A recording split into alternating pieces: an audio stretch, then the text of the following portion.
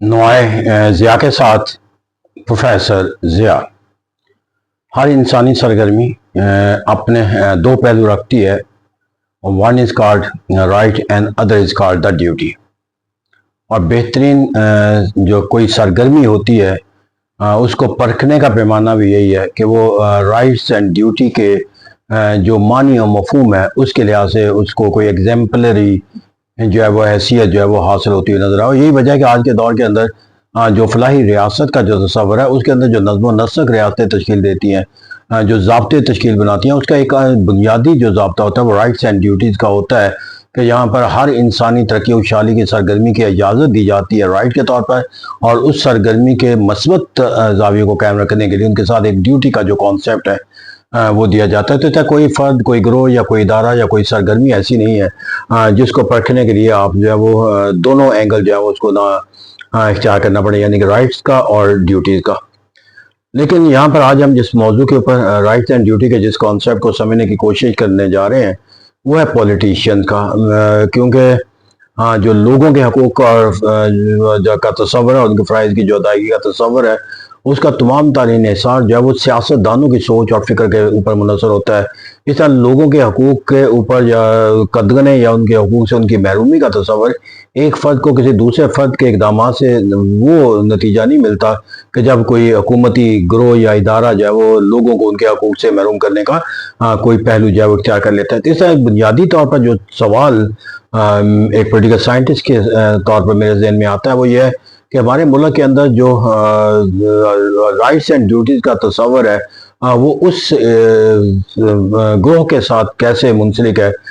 جس کا بنیادی تصور ہی جو ہے وہ آئین کے تقاضوں کے مطابق ملک کا نظام قائم کرنا اور آئین کے تحت جو اصول و ضوابط تشکیل دی گئے اس کی حفاظت کرنا، اس کو عمل درآمد کو یقینی بنانا، اور ان میں سے ایک کانسیپٹ جو ہے رائٹ اینڈ ڈیوٹی کا بھی ہوتا ہے جس کو ایک چیپٹر کا نام بھی دیا جاتا ہے۔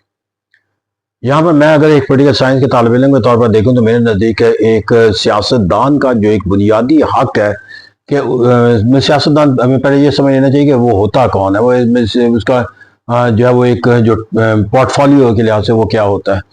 سیاستدان دراصل ایک ایسا فرد ہوتا ہے یا ایک سیاستدانوں کا ایک ایسا گروہ ہوتا ہے کہ جو ایک سوچ اور فکر کے تحت جو ہے وہ کوئی نتیجہ ایسا اخذ کرتا ہے جسے وہ ترقی اور خوشحالی کے ملک اور قوم کے جو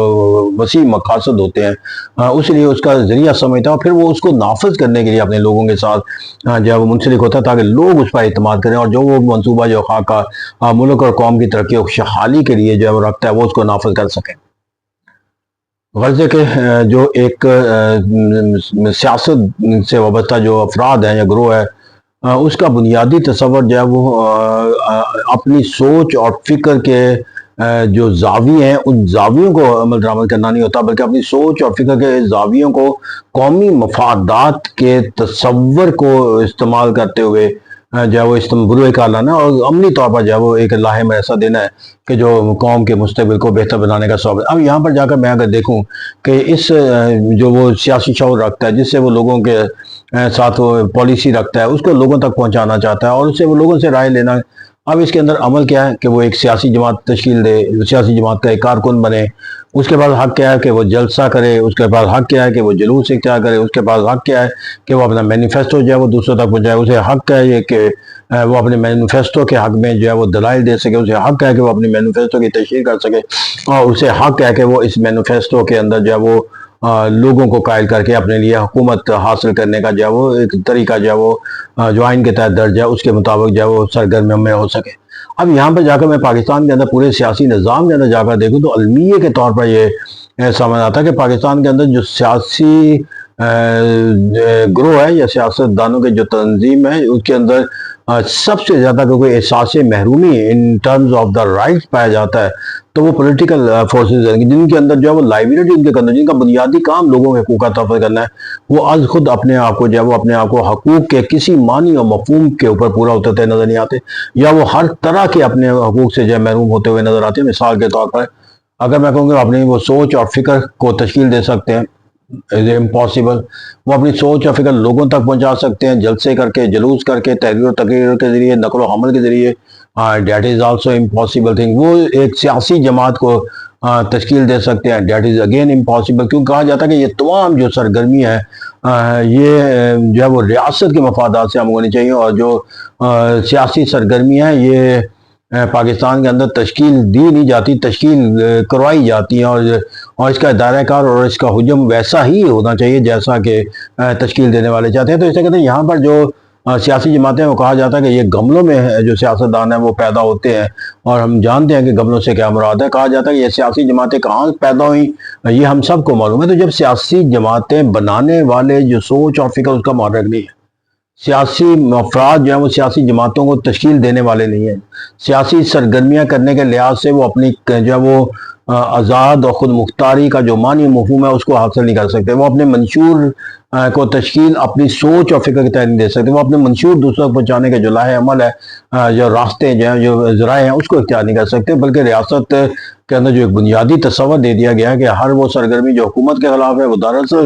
ریاست کے خلاف ہے. لہٰذا جو ہے وہ سیاسی سرگرمی تو چونکہ ہوتی ہے حکومت کے خلاف ہے, تو اٹ مینس کہ each and every activities on the behalf of the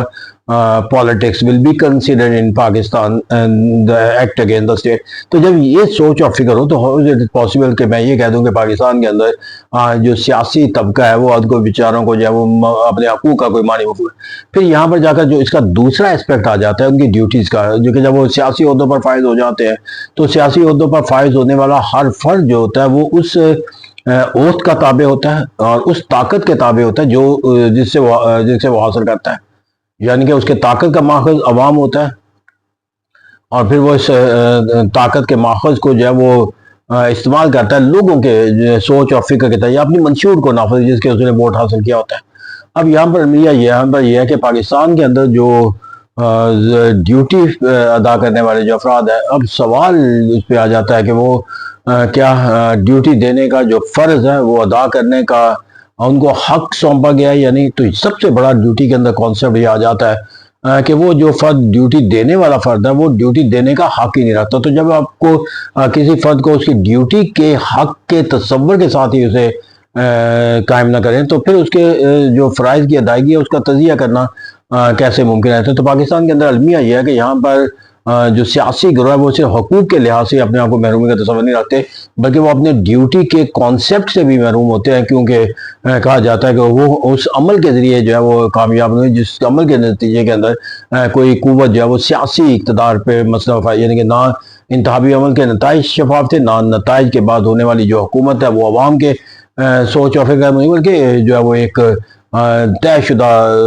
re structured system کے تحت جو ہے وہ ناٹ اکارڈنگ دا کانسٹیٹیوشن بلکہ ری کانسٹیٹیوٹیڈ اسٹرکچر جو ہے وہ کے تحت جو ہے نظام حکومتی. کہتے ہیں جب افراد جس عہدے پر فائز ہیں پولیٹیکل عہدے کے اوپر, جب وہ پولیٹیکل عہدے پر فائز ہونے کی ایک اہلیت کے تصور سے محروم سمجھے جاتے ہیں, تو دراصل وہ اپنے ڈیوٹی کے تصور کے ساتھ منسلک نہیں رہتے, کیونکہ اس سے ان کی ڈیوٹی کا کانسیپٹ لیجیٹیمیٹ نہیں رہتا. اور جب تک کسی سیاسی قوت کے پاس لیجیٹیمیسی نہ ہو ڈیوٹی کے لحاظ سے تو وہ اپنی ڈیوٹی کے فرائض یا کی ادائیگی کے لحاظ سے کیسے کوئی معنی مفہوم ہے. پھر یہاں پر جا کر جو ڈیوٹی ہے ان کا پالیسی بنانا اور پالیسی کو نافذ. پاکستان کے اگر پارلیمنٹ کے اندر جا کر دیکھ لیں تو کہا جاتا ہے کہ وہاں پر جو ہے وہ دھاگے کسی اور سے پاس ہوتے ہیں اور یہ کٹ پتلیوں کے ماننا جو ہے وہ قانون سازی کا عمل کیا جاتا ہے. اور ہم خود ایک عام فرد کے طور پر قانون سازی کے عمل کے اندر جس جلد بازی کا اور جس طرح ضابطوں کی تشکیل کے اندر جو ہے وہ قوانین کے ضابطوں کا جو ہے وہ بے رحمہ ماننا جو ہے وہ یا تو استعمال کیا جاتا ہے یا بے رحمہ ماننا طریقے سے ان کو جو ہے وہ بلڈوز کیا جاتا ہے. ہر دونوں پہلوؤں سے وہ تصور ختم ہو جاتا ہے جو کہ سیاسی قوت کی ڈیوٹی کے لحاظ سے ادائیگی کا پایا جاتا ہے, کہ جہاں پر ان کا بنیادی فرق ہے کہ قانون سازی کے اندر جو ہے وہ ہر سوچ اور فکر کے تحت جو ہے وہ اس عمل کو یقینی بنایا جائے کہ اس کے اندر کوئی ایک ایسا پہلو نہ رہ جائے جس کے ملک کے مفادات کا تصور کر. جب ایک ایسا ملک کے اندر جو ہے ادائیگی کا تصور ہو جس کے اندر جو ہے کہا جاتا ہے کہ یہ جو ملک کے اندر قانون سازی کی جا رہی ہے یہ جو ہے وہ کسی کو فائدہ پہنچانے کے لیے یا اپنے اقتدار کو قائم رکھنے کے لیے یا یہاں تک کہ آئین کے اندر تبدیلی کرنے کے عمل کو بھی جو ہے وہ قومی مفادات سے امانگ تصور نہیں کیا جاتا. ڈیوٹی کا جو تصور ہوتا ہے وہ یہ نہیں تھا کہ آپ نے کوئی کام کر دیا تو ڈیوٹی ہے. ڈیوٹی مین کہ that you have perform the your function according to that authority and according to that rules and regulation and according to that power that has been given to you. تو اس سے کہتے ہیں یہاں پر صرف کسی کام کو کر لینا نہیں ہے مطلب اس کام کے کرنے کا جو آپ کو اختیار دیا گیا ہے، جس کام کو کرنے کا جو طریقہ کار دیا گیا، جو اصول و ضوابط، آپ اس کے مطابق جو ہے وہ اختیار جو ہے وہ استعمال کرتے ہوئے نظر آئے۔ تو مثال کے طور پر اگر کسی عدالت کے جج کو یہ اختیار ہے کہ وہ کسی کو موت کی سزا دے دے، تو دیکھو یہ تو نہیں دیا جا سکتا کہ وہ کٹہرے میں کھڑے ہوئے کسی فرد کو جا کر جو ہے وہ تھپڑ مارنا شروع کر دے، یا وہ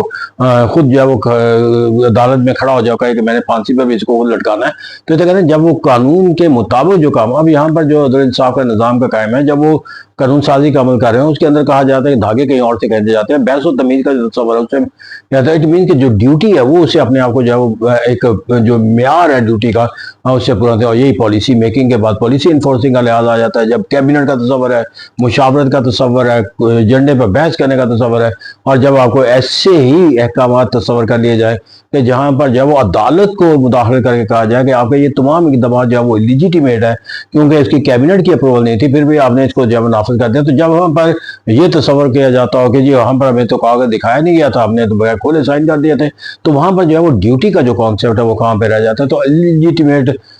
پھر ڈیوٹی کے لحاظ سے فرائض کی ادائیگی، رول اور ضابطے اور جس پہلوں سے ان کو اپنے طرز فکر و عمل کو استعمال کرنا ہوتا ہے، وہاں پر اس کا کہیں احترام نظر نہیں آتا۔ جیسا کہتے ہیں پاکستان کے اندر اگر میں کسی کو دا موسٹ پور دیکھتا ہوں in terms of the rights and duty, تو there is no one else except the political force in Pakistan. Thank you very much.